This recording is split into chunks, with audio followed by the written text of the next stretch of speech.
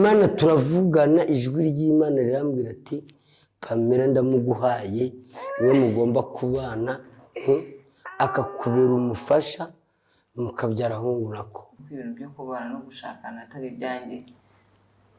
Ariko kubona bikira se icyo bitwaye wanabivamo. Pamela ko ngukunda koko, Imana ikaba yakunyemereye, Imana ikaba yakumaye, Pamela waretse tukabana ko.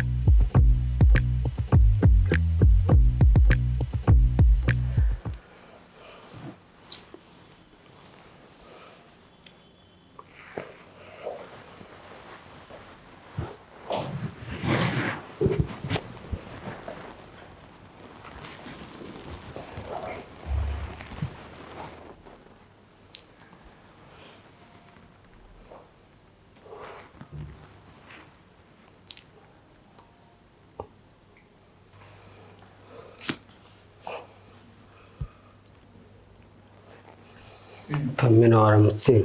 Ntawe uri hano. Amakuru yaramutse se?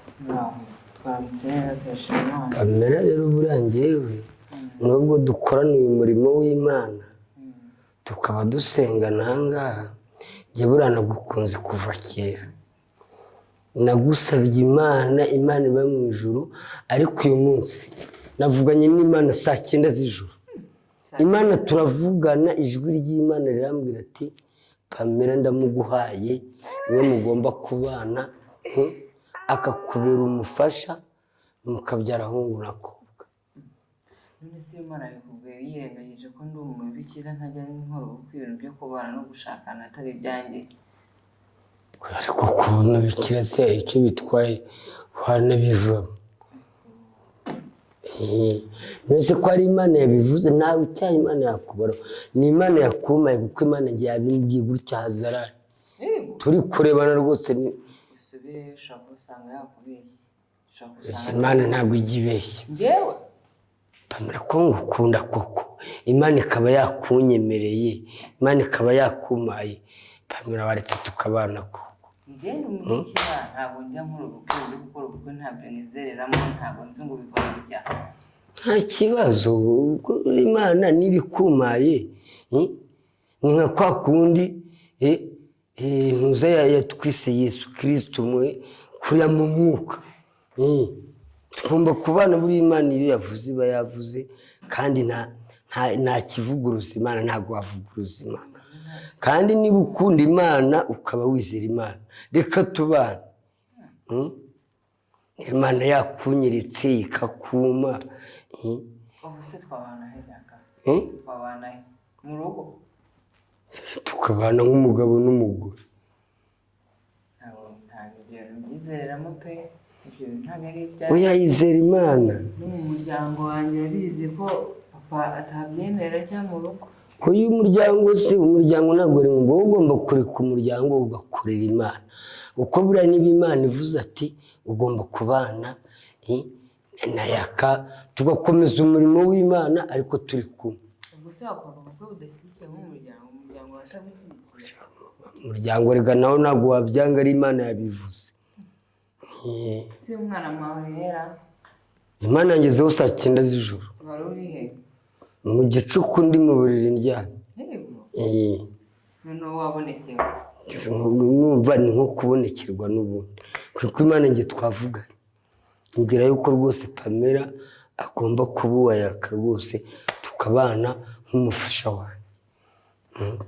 Nzabitekerezaho ndebe niba byakunda, ariko ibyo bintu ntabwo njye mbizi, kuko ntabwo mbizi nta kintu. Ubwo ari Imana n'ababyeyi na famiye yawe, ubwo urubande ubaha Imana niba wizera Imana koko. Nose ni kuvuga ngo uri umubikira, nta babikira uzi bajya bateshuka ku nshingano bakabyara, samutayemo bakanabyarana n'abapadiri. Batababaca ubwo babemerewe gusubiramo, tabe igicibwa. Muri icyo kintu ushaka wagitekereza. Ntabwo nta kuntu wabwira iyo Mana nanjye kambonekera ikambwira niba ari byo cyangwa atari byo. Nta kuntu ushaka kugenda ukabwira iyo Mana nanjye kaza kaya nimbonekera. Ongera amasengesho Pamela, kwizera kwawe ndabona ari gukeya. Kwizera kwawe ndabona ari gukeya wowe. ongera amasengesho usenge cyane, Imana iraza kubikubwira. Ariko ngewe ushaka wangirira icyizere, yego ntabwo ndi Imana, ariko wangirira icyizere tukabana rwose Pamela, ukuntu twabyara utwana tumeze neza.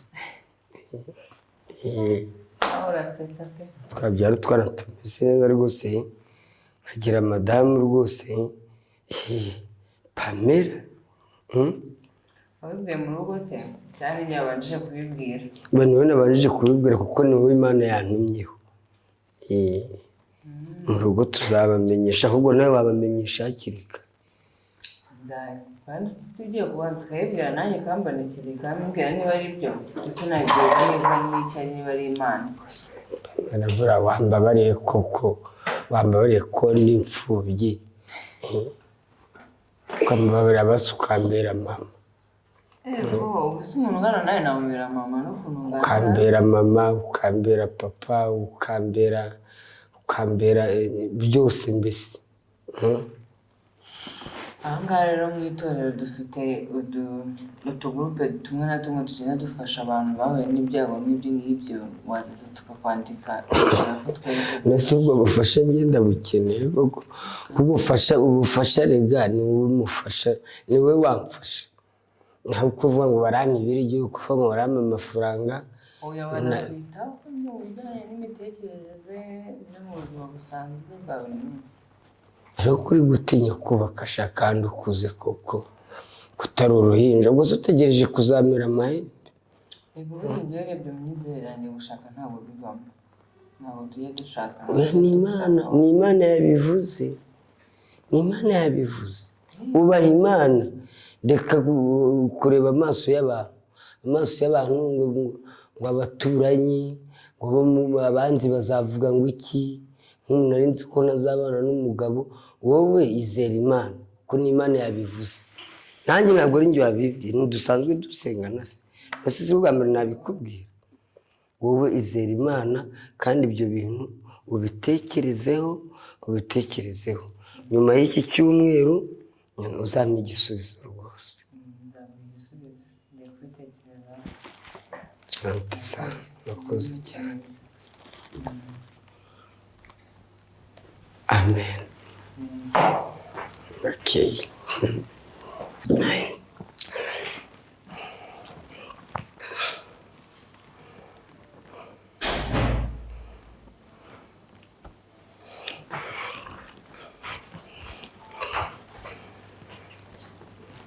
Pamela, umva hari akantu nari nibagiye kukubwira.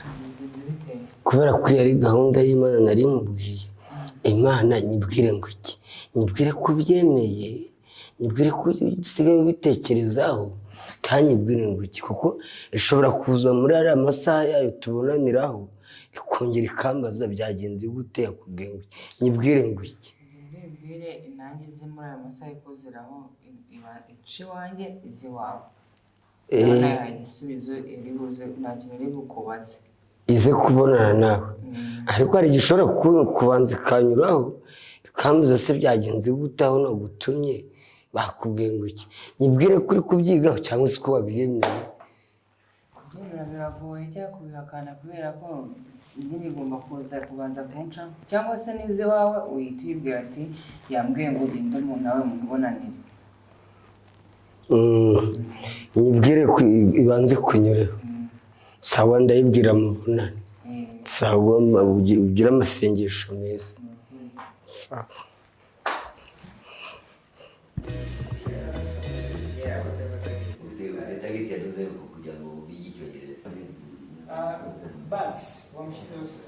Metere Landlord ntabwo muzi, namara kuzuza imyuka wagiye metere Pete, wa mukaritasi uzi ko nabarangiza.